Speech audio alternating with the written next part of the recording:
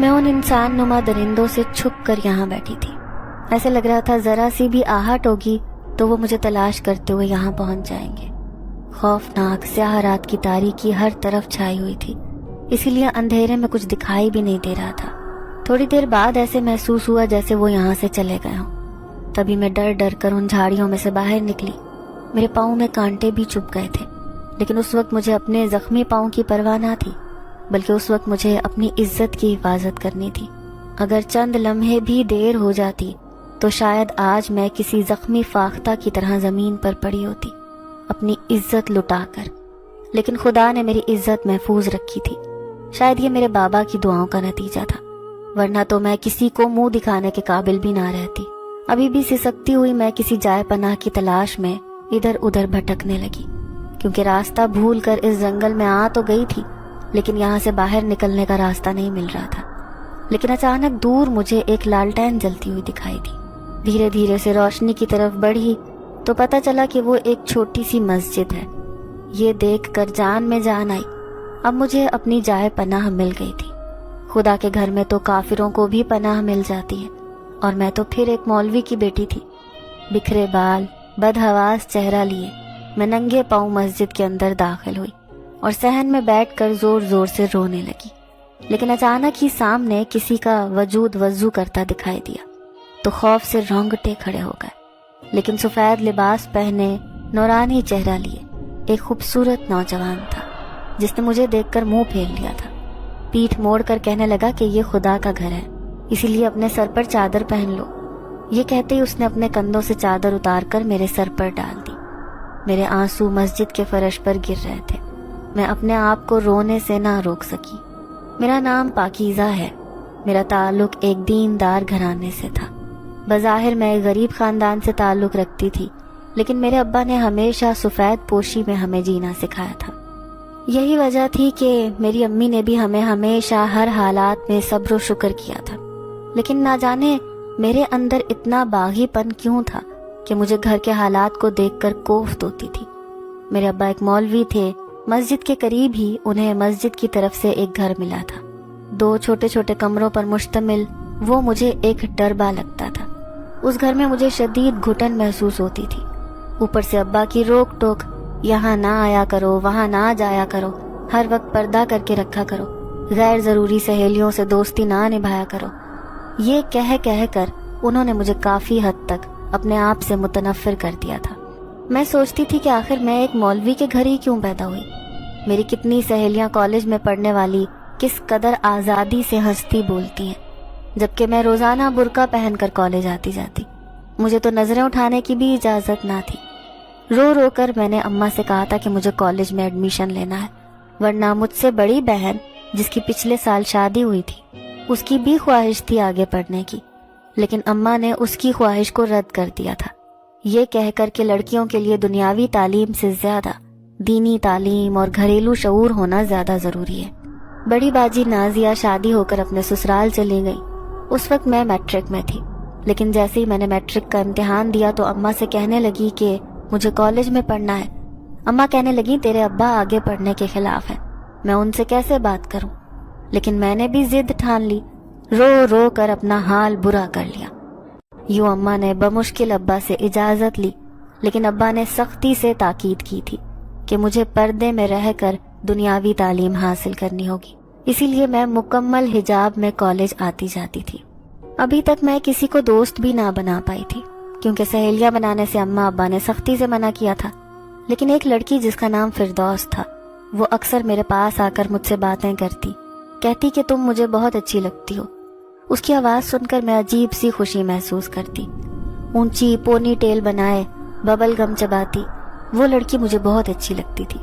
وہ لڑکی کافی آزاد خیال بھی تھی، اسی لیے دھیرے دھیرے میں اس کے رنگ میں رنگنے لگی۔ میں نے اس سے دوستی کر لی۔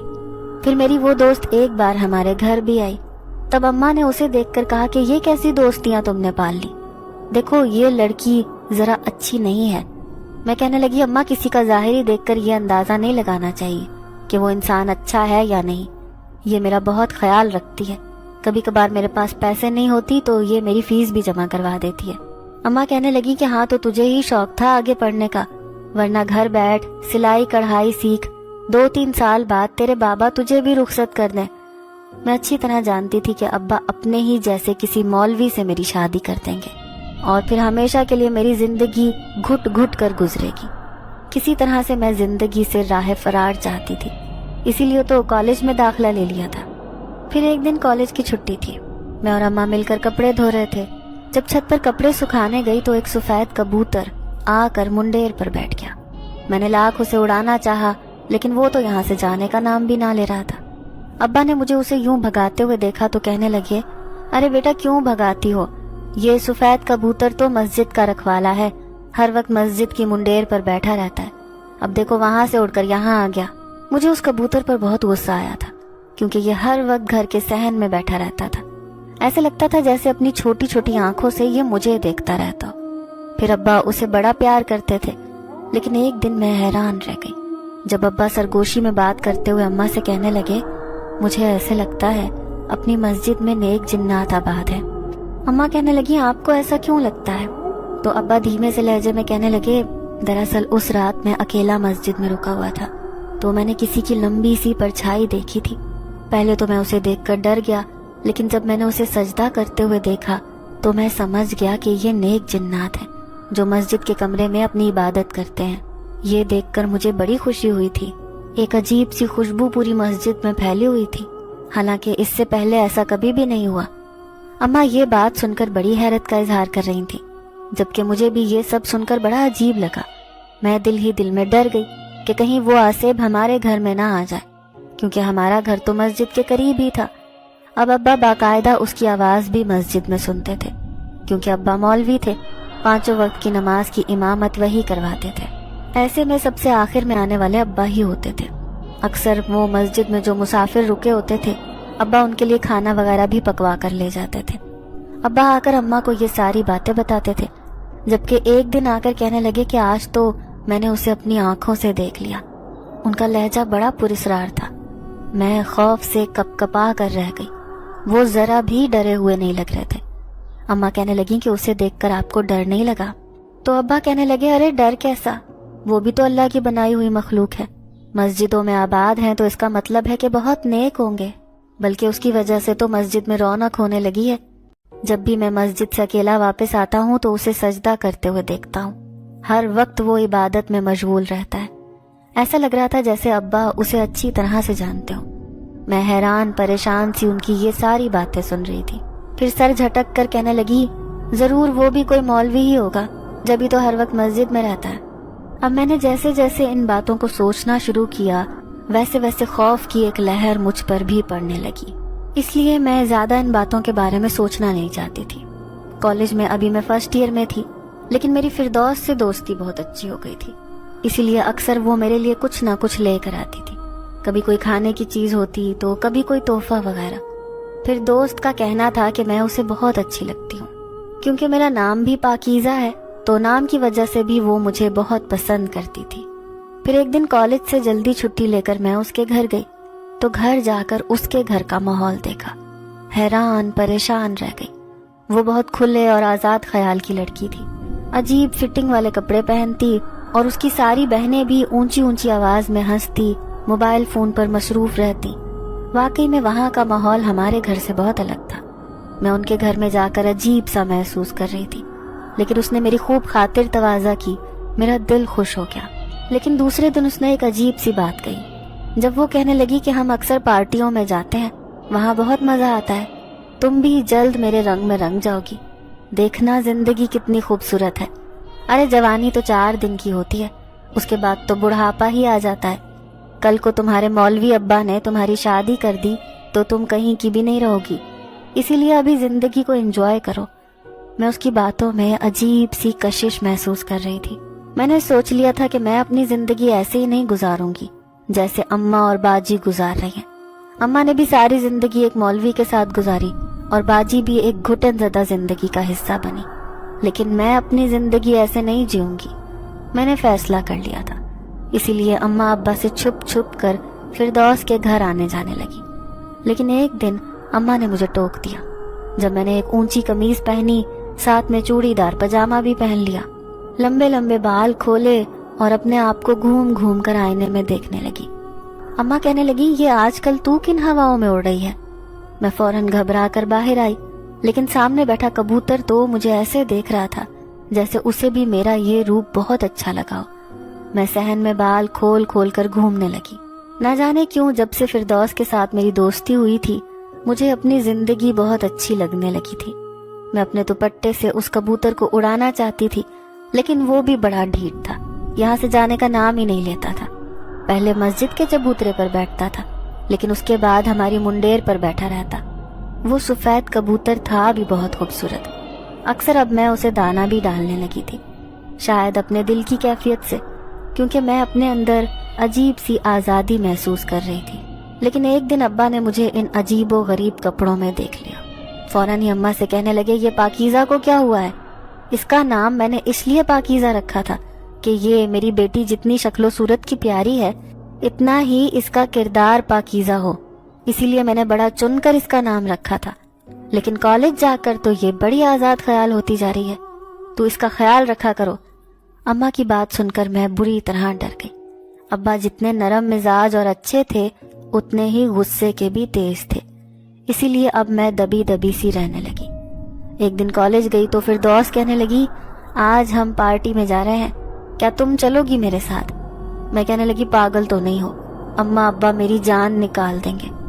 ارے تم کوئی بھی بہانہ کر لینا، کہہ دینا کہ میری بہن کی شادی ہے اس لیے تمہارا جانا ضروری ہے۔ لیکن مجھے لانے لے جانے والا بھی کوئی نہیں، میں اداسی سے اسے کہنے لگی ارے اس کی فکر نہ کرو، میں خود تمہیں لینے آ جاؤں گی، بس تم کسی طرح حامی تو بھرو۔ اب میں سوچ میں پڑ گئی، اچھا پارٹی کیسی ہوتی ہے؟ پھر میں نے فردوس سے پوچھا تو کہنے لگی کہ وہاں پر ساری لڑکیاں ہوتی ہیں، سب بہت انجوائے کرتے ہیں، کھانا پینا ہوتا ہے، بس یہی سب ہوتا ہے، ایسی کوئی غلط بات بھی نہیں ہوتی اس میں۔ فردوس کے کہنے پر میں فوراً ہی پارٹی میں جانے پر تیار ہو گئی۔ میں نے کہا ٹھیک ہے، تم شام کو مجھے لینے آ جانا، میں اماں ابا سے کوئی نہ کوئی بہانہ کر دوں گی۔ یوں وہ بہت خوش نظر آ رہی تھی۔ اب میں گھر میں تو آ گئی، لیکن مجھے اماں سے بھی ڈر لگ رہا تھا کہ ان سے کیسے اجازت لوں۔ لیکن جب پتا چلا کہ ابا تبلیغی جماعت کے ساتھ 2 دن کے لیے کسی دوسرے شہر گئے ہوئے ہیں تو میں بہت خوش ہو گئی۔ اماں سے کہنے لگی اماں مجھے رات کو کہیں جانا ہے۔ اماں حیران ہو کے کہنے لگی تو پاگل تو نہیں ہوگی، اب کہاں جانے لگی ہے تو راتوں کو؟ میں نے کہا مجھے شادی میں جانا ہے۔ اماں نے پہلے تو اجازت نہیں دی، لیکن جب بتایا کہ فردوس مجھے لینے آئے گی اور چھوڑنے بھی آئے گی تو تب بادل نخواستہ مجھے جانے کی اجازت دے دی، لیکن کہہ رہی تھی کہ 10 بجے سے پہلے پہلے گھر واپس آ جانا ورنہ تجھے اپنے ابا کا پتہ ہے۔ میں نے انہیں یقین دلایا تھا کہ میں جلد واپس آ جاؤں گی۔ یوں میں پارٹی میں جانے کے لیے تیار ہو گئی۔ میں نے اپنے لیے نیلے رنگ کا جوڑا نکالا جو باجی کی شادی میں بنایا تھا، وہ بہت خوبصورت تھا، اسے پہن کر میں حد سے زیادہ خوبصورت لگ رہی تھی۔ اماں کہنے لگی تجھے نظر نہ لگے، دیکھ پردہ کر کے جانا اور کسی غیر محرم کو نظر اٹھا کر بھی نہ دیکھنا۔ دل ہی دل میں مجھے شرمندگی ہوئی، اماں سے جھوٹ بول کر جانا مجھے اچھا نہیں لگ رہا تھا، لیکن میں دنیا کے رنگ بھی دیکھنا چاہتی تھی، اسی لیے ہواؤں میں اڑ رہی تھی۔ زیادہ فکر نہ کی اور جھٹ پٹ تیار ہو گئی۔ لمبے لمبے بال میں نے اپنی پشت پر چھوڑ دیے۔ تھوڑی ہی دیر کے بعد فردوس لینے آ گئی۔ میں جیسے ہی فردوس کے آنے پر کمرے سے باہر نکلنے لگی تو اچانک ایسے لگا جیسے کسی نے پیچھے سے میرا دامن کھینچا ہو۔ مجھے یہ اپنا وہم محسوس ہوا، اسی لیے پلٹ کر دیکھنے لگی، لیکن کمرے میں ایک لمبی چوڑی پرچھائی عجیب طریقے سے لہرا رہی تھی۔ اسے دیکھ کر میرے حواس جاتے رہے۔ فوراً ہی آگے بڑھی تو ایسے لگا جیسے کسی نے پھر سے دامن کو پیچھے سے کھینچا ہو، جیسے کوئی مجھے روکنے کی کوشش کر رہا ہو۔ یہ دیکھ کر میں بھاگنے کے انداز میں باہر صحن میں آئی۔ فردوس کہنے لگی پاگل تو نہیں ہو، ایسے کیوں بھاگ رہی ہو؟ لیکن میں نے اس کی بات کا کوئی جواب نہیں دیا۔ در حقیقت میں اندر سے بری طرح خوفزدہ تھی۔ ابھی اگر اماں کو بتاتی کہ اماں مجھے اندر کوئی عجیب سی چیز نظر آئی ہے، جیسے ابا بتاتے ہیں کہ مسجد کے اندر ایسی ہی چیز ہے، کہیں وہ ہمارے گھر تو نہیں آ گئی، لیکن ابھی ان باتوں کا وقت نہیں تھا۔ فردوس کو جانے کی جلدی تھی، اسی لیے میں اس کے ساتھ عبایا پہن کر باہر نکل آئی۔ لیکن ابھی آدھا راستہ ہی ہوا تھا، وہ کہنے لگی ارے دیکھو پارٹی میں جانا ہے تو اب یہ عبایا تو اتارو، سب لوگ تمہارا مذاق اڑائیں گے۔ میں بری طرح جھجک گئی۔ آج سے پہلے کبھی بھی بغیر پردے کے کہیں نہیں گئی تھی، لیکن فردوس کو ناراض بھی نہیں کر سکتی تھی، اسی لیے اس کے کہنے پر عبایا اتار کر شاپر میں رکھ دیا۔ پھر تھوڑی ہی دیر بعد وہ ایک عجیب سے فلیٹ میں لے آئی جہاں پر عجیب انداز میں میوزک چل رہا تھا۔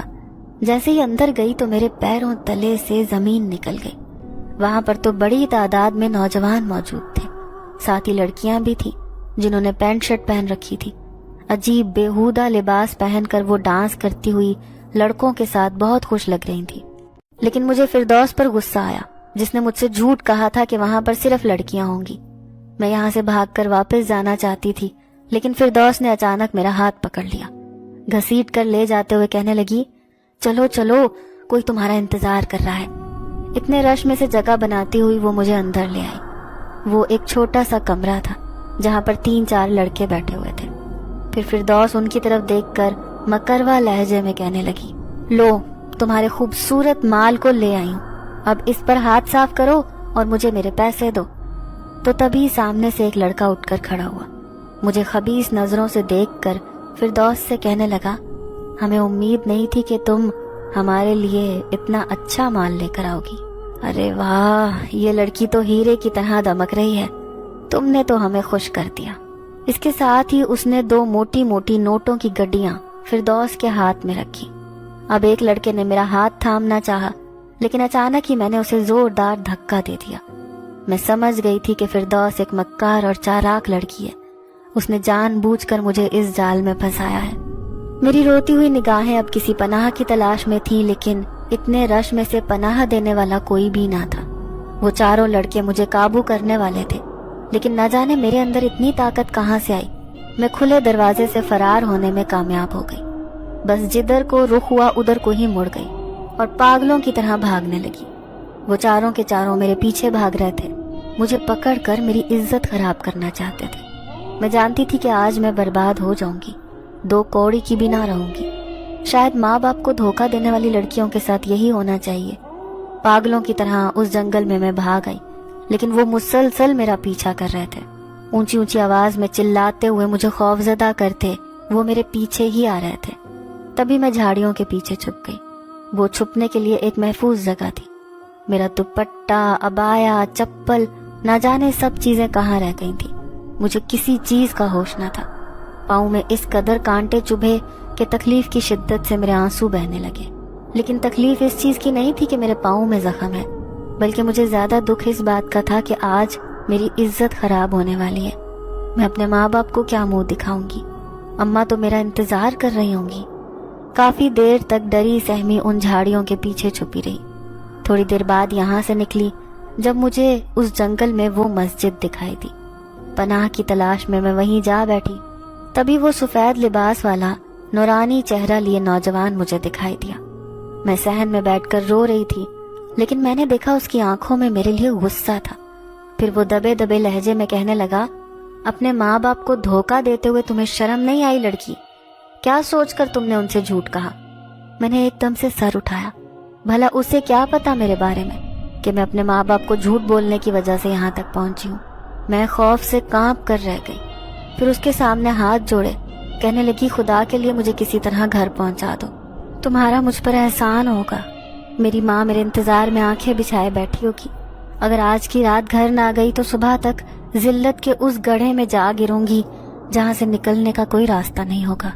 پھر شاید مجھے موت کو گلے لگانا پڑے۔ میں تمہیں حفاظت سے تمہارے گھر چھوڑ آؤں گا، تمہیں فکر کرنے کی ضرورت نہیں۔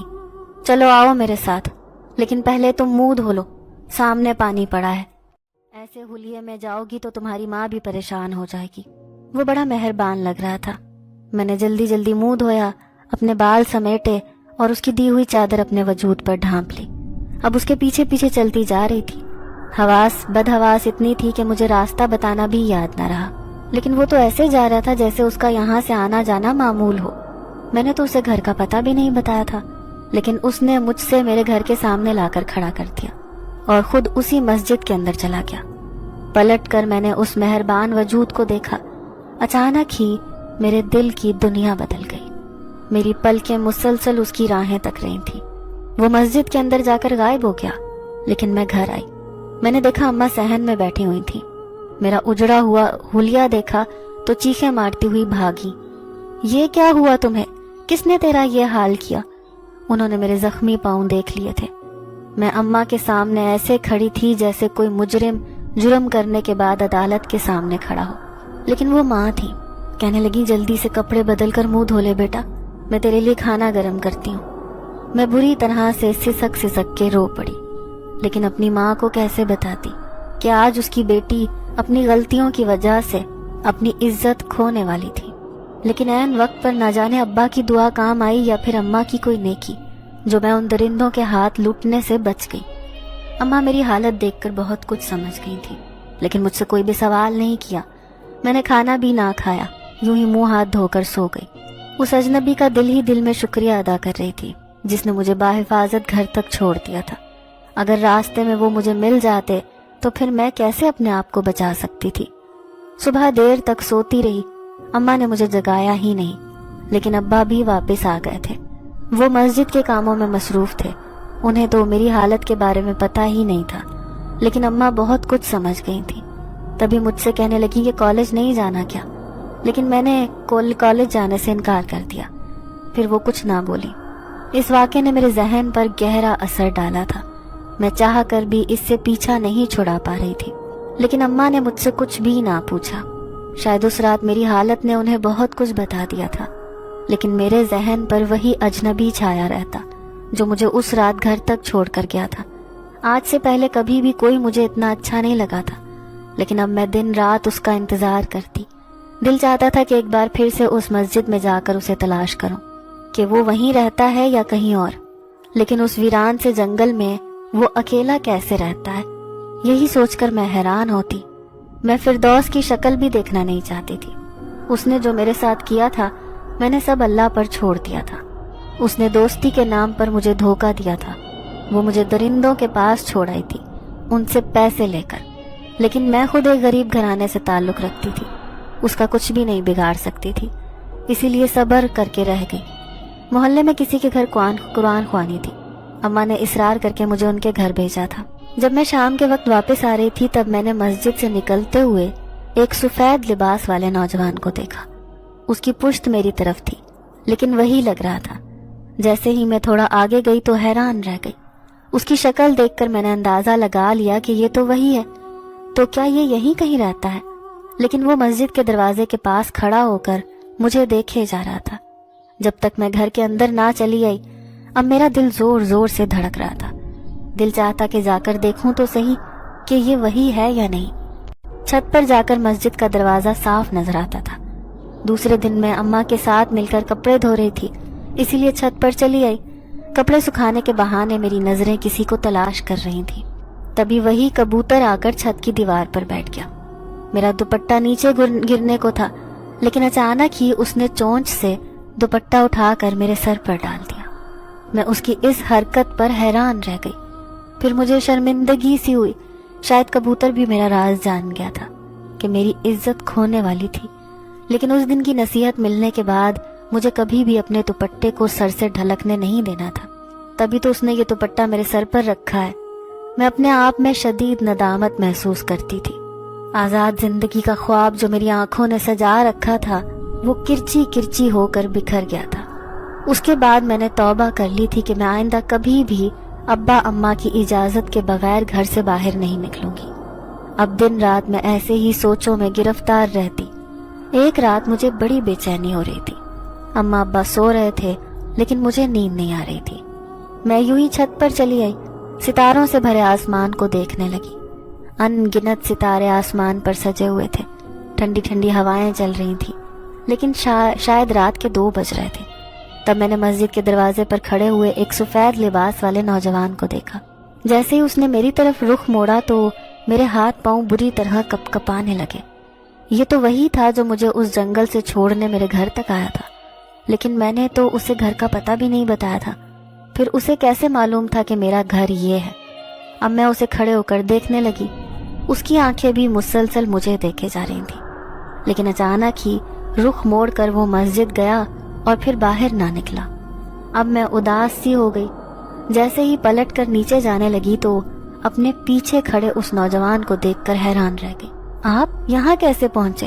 ابھی تو آپ مسجد کے باہر تھے۔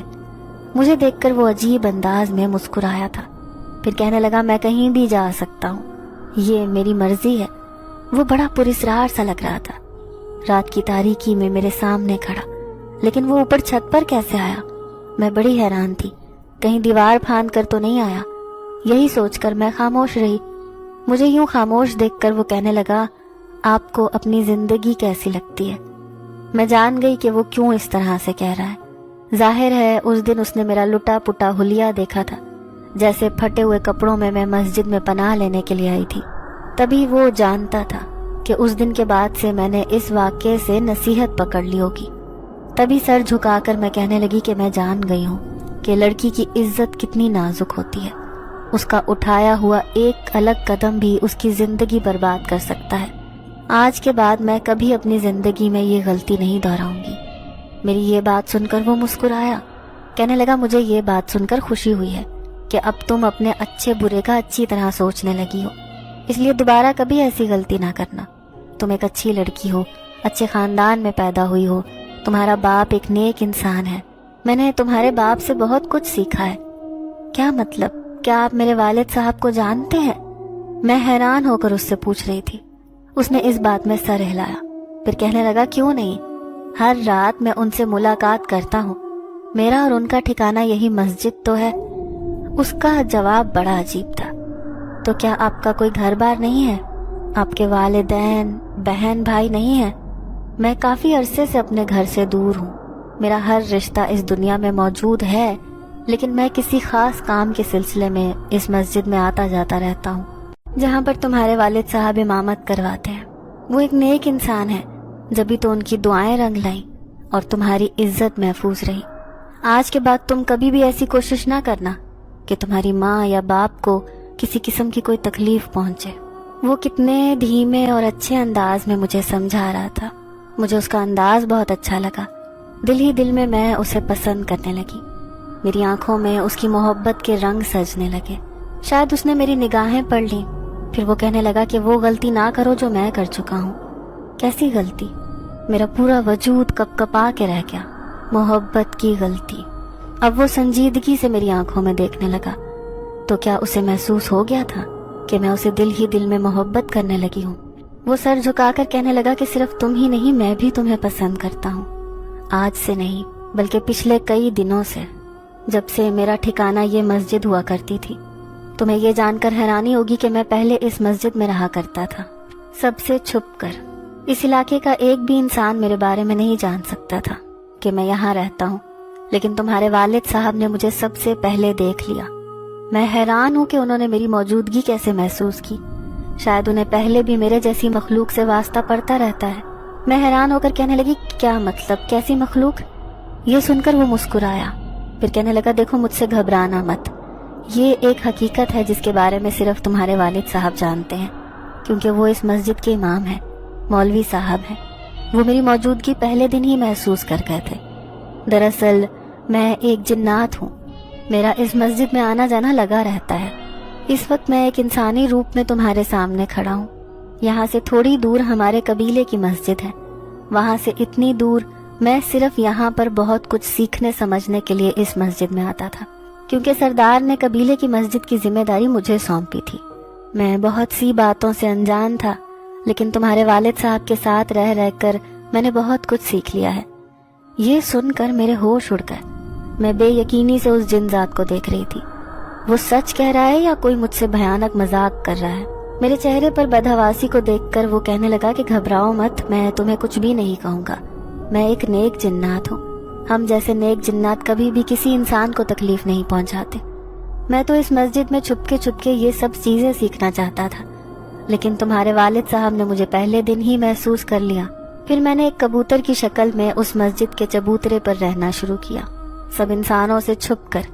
میں نہیں چاہتا تھا کہ جس طرح اس مولوی صاحب کو میرے بارے میں پتہ چل گیا ہے، کسی اور کو بھی اس بارے میں پتہ چلے۔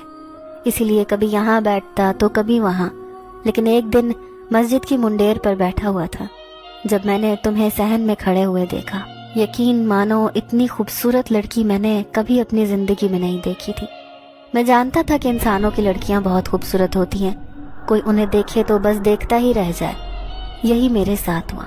میں سوچ بھی نہیں سکتا تھا کہ جنات کی دنیا سے آیا ہوا ایک جن ذات کسی خوبصورت لڑکی کے عشق میں گرفتار ہو سکتا ہے، اور وہ لڑکی کوئی اور نہیں بلکہ تم ہو۔ تم ہر وقت اس صحن میں کام کرتی پھرتی رہتی تھی۔ سفید لباس میں چلنے پھرنے والی یہ لڑکی جب بھی گلی سے گزرتی تو مجھے بہت اچھا لگتا۔ میرا دل چاہتا میں اپنی نگاہیں تمہارے پیچھے پیچھے وہاں تک دوڑاؤں جہاں پر تم جاتی ہو، لیکن میں نہیں جانتا تھا کہ اس دن تم اتنی بڑی پریشانی میں گرفتار ہو جاؤ گی۔ وہ تو تمہارے والد صاحب کی نیکیاں تھیں کہ تمہاری عزت محفوظ رہی، ورنہ اگر تمہاری جگہ کوئی اور لڑکی ہوتی تو شاید اپنا سب کچھ گنوا بیٹھتی۔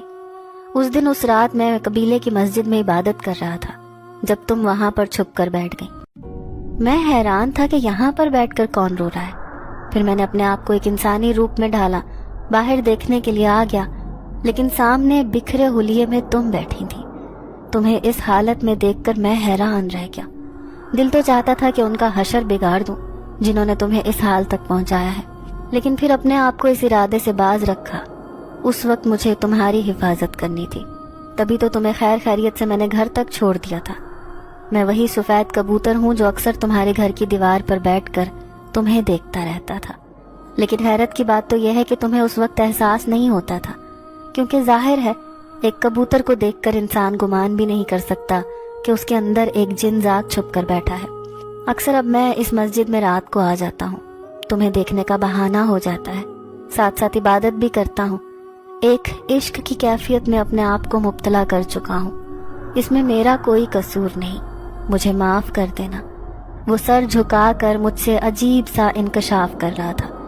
میں اسے کیسے بتاتی کہ اس کی حقیقت جانتے ہوئے بھی میں اسے اپنا دل دے بیٹھی تھی۔ پھر اچانک وہ میرے سامنے سے غائب ہو گیا۔ ایسے لگ رہا تھا جیسے دھواں سا کوئی میری آنکھوں کے سامنے آیا ہو۔ ابھی تک میں ایک سرور کی کیفیت میں تھی، پوری رات اس کے بارے میں سوچتی رہی۔ اب میں کھوئی کھوئی سی رہنے لگی، لیکن پھر باجی رہنے کے لیے آ گئی۔ ان کا ایک ہی بیٹا تھا، اب وہ دوبارہ سے ماں بننے والی تھی، کچھ دنوں کے لیے آرام کرنے آئی تھی۔ ایک دن مجھے کہنے لگی کہ میرا شوہر مولوی ہے لیکن میرا بہت خیال رکھتا ہے۔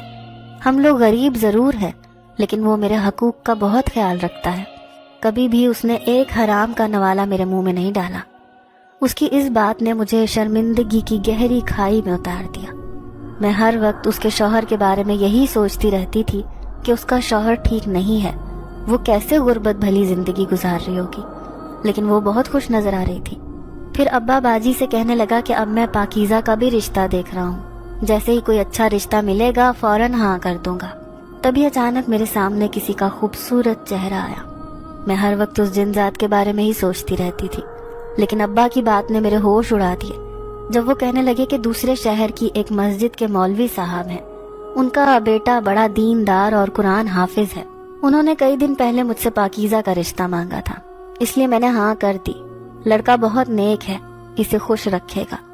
ابا اپنا فیصلہ سنا چکے تھے لیکن میں بہت بے چین تھی۔ میں کیسے بتاتی کہ میں شادی نہیں کرنا چاہتی؟ میں اسی جن ذات سے شادی کرنا چاہتی تھی جسے میں اپنے دل میں بسا چکی تھی۔ اماں کمرے میں آ کر مجھ سے کہنے لگیں کہ تو اپنے ابا کے فیصلے سے خوش ہو جا، انہوں نے تیرے لیے بہت اچھا سوچا ہے۔ لیکن میں نے اماں کو صاف انکار کر دیا۔ کہنے لگی اماں مجھے شادی نہیں کرنی کیونکہ میں کسی اور سے شادی کرنا چاہتی ہوں۔ اماں حیران ہو کر کہنے لگیں تو پاگل تو نہیں ہے؟ ایسا ہمارے خاندان میں کب ہوتا ہے کہ لڑکی اپنے منہ سے کہے کہ وہ اپنی پسند سے شادی کرے گی؟ میں سر جھکا کر کہنے لگی لیکن اماں ابا اس سے بہت اچھی طرح جانتا ہے جس سے میں شادی کرنا چاہتی ہوں۔ ابا اسے کئی بار اپنے ساتھ دیکھ چکے ہیں۔ ارے تو کس کے بارے میں بات کر رہی ہے؟ اب اماں حیران تھی۔ پھر میں نے گھبرائے ہوئے لہجے میں کہا کہ میں اسی جنات کی بات کر رہی ہوں جو ابا کو مسجد میں دکھائی دیتا ہے۔ میں نے اسے اس دن دیکھ لیا تھا جب ابا آپ کو اس جنات کے بارے میں بتا رہے تھے۔ میں نے اسے اپنی آنکھوں سے دیکھا ہے۔ اس دن اماں آپ نہیں جانتی میرے اوپر تو قیامت ٹوٹ پڑی تھی۔ 4 لڑکے میرے پیچھے پڑے تھے۔ میں آپ سے جھوٹ بول کر شادی میں جانے کے بجائے ایک پارٹی میں گئی تھی، لیکن وہاں پر میرے ساتھ بہت برا ہوا۔ کچھ لڑکوں نے میری عزت لوٹنے کی کوشش کی، میرے ساتھ برا کرنا چاہتے تھے۔ میں نے بھاگ کر ایک جنگل میں پناہ لی، وہاں پر ایک مسجد بنی ہوئی تھی۔ تب وہاں پر میری ملاقات ایک جنات سے ہوئی۔ وہ بہت نیک انسان تھا، اس نے میری حفاظت کی اور مجھے گھر تک چھوڑ کر گیا۔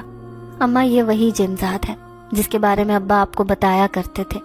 وہ بہت نیک ہے، آپ اس سے میری شادی کر دیں، میں اس کے ساتھ خوش رہوں گی۔ اماں نے اپنا سر تھام لیا، کہنے لگی تو پاگل تو نہیں ہو گئی؟ اپنے یہ خیالات اپنے ابا کو نہ بتانا، وہ تجھے پاگل سمجھیں گے۔ جو فیصلہ انہوں نے کیا ہے اسی پر راضی ہو جا، اور دیکھ جنات وغیرہ کچھ نہیں ہوتے، یہ سب دھوکا ہوتا ہے۔ جو تیرے ابا کی باتوں پر بھی یقین نہیں ہوتا تھا، اب تو بھی ان کی زبان بولنے لگی۔ خبردار جو آئندہ کبھی کسی جن ذات کا نام اپنی زبان پر لیا تو۔ اماں بہت زیادہ گھبرا گئی تھی، لیکن میں انہیں کیسے یقین دلاتی کہ وہ جن ذات مجھ سے ملاقات کرنے آتا ہے، بلکہ اکثر مسجد کے دروازے پر کھڑا ہو کر چھت سے مجھے دیکھتا رہتا ہے۔ اب اماں میری باتوں پر بری طرح گھبرا گئی، لیکن اسی رات 2 بجے کے قریب میں چھت پر جا پہنچی۔ میری نظریں کسی کو تلاش کر رہی تھیں، لیکن لاکھ ڈھونڈنے کے باوجود بھی مجھے وہ نظر نہیں آیا۔ اب میں مایوس ہو چلی۔ جیسے ہی پلٹنے لگی تو اپنے پیچھے کھڑے جن ذات کو دیکھ کر میں بے تحاشا خوش ہو گئی۔ مجھے یوں خوش ہوتا دیکھ کر وہ کہنے لگا کہ میں جان گیا ہوں تمہارے دل کی حالت، کیا تم بھی مجھ سے محبت کرنے لگی ہو میری طرح؟ میں تو پہلی نظر میں ہی تم پر عاشق ہو گیا تھا۔ میں نے خوش ہوتے ہوئے اس سے اقرار کیا۔ کہنے لگی ہاں، میں نے فیصلہ کیا ہے کہ میں اپنی زندگی تمہارے ساتھ گزاروں گی۔ تم ایسے ہی انسانی روپ لے کر میرے ماں باپ کے پاس آنا میرا رشتہ مانگنے، اور میں خوشی خوشی تمہارے ساتھ رخصت ہو جاؤں گی۔ یہ سن کر وہ جن ذات اداسی سے مسکرایا، کہنے لگا ایسا کبھی بھی ممکن نہیں ہو سکتا، کیونکہ تمہارا باپ مجھے پہلی نظر میں ہی پہچان لے گا کہ میں ایک جن ذات ہوں، اور پھر میں کسی کو دھوکہ نہیں دیتا، کیونکہ یہ میری فطرت میں شامل نہیں ہے۔ اب ہم دونوں کو جدا ہونا پڑے گا، کیونکہ تمہارے ماں باپ تمہاری شادی کر رہے ہیں۔ یہ سن کر میں بری طرح سے رونے لگی۔ اس جن ذات سے کہنے لگی کہ زندگی میں پہلی بار کوئی مجھے بہت اچھا لگا ہے، میں اپنی زندگی تمہارے ساتھ گزارنا چاہتی ہوں، تم کسی طرح سے بھی مجھ سے شادی کر لو۔ اب میں اسے منا رہی تھی، لیکن جن ذات کہنے لگا کہ جہاں پر تمہارے ماں باپ کہتے ہیں وہاں پر شادی کر لو، یہی تمہارے لیے بہتر ہے۔ یہ کہہ کر وہ میرے سامنے سے غائب ہو گیا، لیکن میں اپنے اندر عجیب سی بے چینی محسوس کر رہی تھی۔ دوسری طرف گھر میں میری شادی کی تیاریاں زور و شور سے جاری تھیں۔ پھر ایک دن اسی لڑکے کے گھر والے آئے، مجھے پسند کر کے انگوٹھی میرے ہاتھ میں پہنا کر چلے گئے۔ میرا دل چاہ رہا تھا کہ میں یہ انگوٹھی انگلی سے اتار کر پھینک دوں، کیونکہ میں تو اس نیک جنات کی محبت میں دیوانی ہو گئی تھی۔ مجھے بہت رونا آ رہا تھا۔ میری یہ دیوانگی دیکھ کر اماں کہنے لگی کہ میں جانتی ہوں اس جنات کا اثر تیرے اوپر ہو گیا ہے، تیرے باپ کو سب کچھ بتاتی ہوں، وہ تیرے سر سے یہ بھوت اتارے گا۔ یہ کہہ کر دوسرے دن اماں نے ابا کو سب کچھ بتا دیا۔ ابا کی آنکھیں یہ سن کر پھٹی کی پھٹی رہ گئیں۔ وہ سوچ بھی نہیں سکتے تھے کہ وہ جنات ان کی بیٹی پر عاشق ہو جائے گا، اور اس کی بیٹی بھی اس کے عشق میں دیوانی ہو جائے گی۔ میں نے ابا کے سامنے ہاتھ جوڑے، کہنے لگی ابا خدا کے لیے مجھ پر رحم کرو، میں اس جن ذات سے بہت محبت کرتی ہوں، میں اسی کے ساتھ اپنی زندگی گزاروں گی، آپ میری شادی اس کے ساتھ کر دیں۔ ابا نے میرے سر پر ہاتھ رکھا، کہنے لگے بیٹا وہ ایک جنات ہے، تمہارا اور اس کا کوئی جوڑ نہیں ہے، وہ بھی اپنے قبیلے کی کسی جن زادی سے شادی کر کے خوش رہے گا، اور تم بھی اس نوجوان سے شادی کر لو، وہ بہت نیک ہے، حافظ قرآن ہے، تمہیں زندگی بھر خوش رکھے گا۔ یہ پاگل پن ٹھیک نہیں ہے، ہم تمہارے ماں باپ ہیں، تمہاری یہ باتیں برداشت کر لیں گے، لیکن اگر تم سسرال جا کر یہ سب باتیں کرو گی تو غضب ہو جائے گا، سب تمہیں پاگل سمجھیں گے، میں اپنی بیٹی کی زندگی برباد نہیں ہونے دوں گا۔ ابا بڑے پیار سے مجھے سمجھا رہے تھے، جبکہ میں تو دیوانی ہو چلی تھی۔ صرف 15 دن بعد میری شادی تھی، لیکن میری نظریں تو اسی جن ذات کو تلاش کر رہی تھیں۔ اماں نے ابا کے سامنے ہاتھ جوڑے، کہنے لگی یہ سسرال جا کر بھی ایسا ہی کچھ کرے گی، اپنے شوہر کے سامنے اول فول بکے گی، تو وہ نہ جانے کیا سمجھے، اسی لیے تم کچھ ایسا کرو جس سے یہ خود ہی شادی کے لیے مان جائے۔ ابا کی سمجھ میں کچھ بھی نہیں آ رہا تھا۔ پھر ایک رات ابا مسجد گئے، عمل کر کے اپنے سامنے اسی جن ذات کو حاضر کیا۔ ابا اس سے کہنے لگے کہ میری بیٹی کسی کی بات نہیں مانے گی، لیکن وہ تمہاری بات ضرور مانے گی، اسی لیے اسے کسی طرح سمجھاؤ، اسے شادی کے لیے راضی کرو۔ یہ سن کر وہ جن ذات کہنے لگا کہ میں بھی آپ کی بیٹی کو بہت سمجھا چکا ہوں، لیکن اب ایسے سمجھاؤں گا کہ وہ میری بات اچھی طرح سمجھ جائے گی۔ پھر دوسرے دن وہ میرے سامنے آیا، اسے دیکھ کر میری آنکھوں میں عشق کا سمندر تیرنے لگا، لیکن اس کی آنکھوں میں ناراضگی تھی۔ کہنے لگا اب ایسے منہ مت بناؤ، تمہارے ابا کے پاس میں شاگرد بن کر آتا تھا کیونکہ وہ ایک مولوی ہیں، میں اس کی بہت عزت کرتا ہوں، تم چاہتی ہو میں اس کی نظروں سے گر جاؤں، دوبارہ میں کبھی اس مسجد کا رخ نہیں کروں گا، ہمیشہ اپنے قبیلے کی مسجد میں رہا کروں گا، کیونکہ تم میری بات ماننے پر تیار نہیں۔ اب میں نے سر جھکا لیا۔ میں سمجھ گئی کہ جن ذات بے بس ہے، در حقیقت سب لوگ صحیح کہہ رہے تھے، ایک میں ہی غلط تھی۔ میں کسی طرح سے ماننے کو تیار ہی نہ تھی کہ میری شادی جن ذات سے نہیں ہو سکتی، لیکن جب اسے ناراض دیکھا تو میں نے اسے شادی کے لیے ہاں کر دی۔ اب میں اپنا پاگل پن بھول چکی تھی۔ پھر 15 دن بعد میں رخصت ہو کر اپنے سسرال آ گئی۔ شادی کی رات میری طبیعت خراب تھی، اس لیے شوہر نے مجھے کچھ بھی نہ کہا۔ کافی دن تک میرے ذہن پر اسی کا خیال چھایا رہا۔ پھر آہستہ آہستہ مجھے پتا چلا کہ میرا شوہر بھی ایک اچھا اور نیک انسان ہے۔ اس نے جس طرح سے میرا خیال رکھا، یہ دیکھ کر میرے دل میں اس کے لیے جگہ بن گئی۔ اب میں چاہتی ہوں کہ اس جن ذات کو بھول تو نہیں پاتی، لیکن میں نے اپنے شوہر کو اپنی زندگی میں قبول کر لیا ہے، اور اب میں اس کے ساتھ ہنسی خوشی زندگی گزارنے کی کوشش کرتی ہوں۔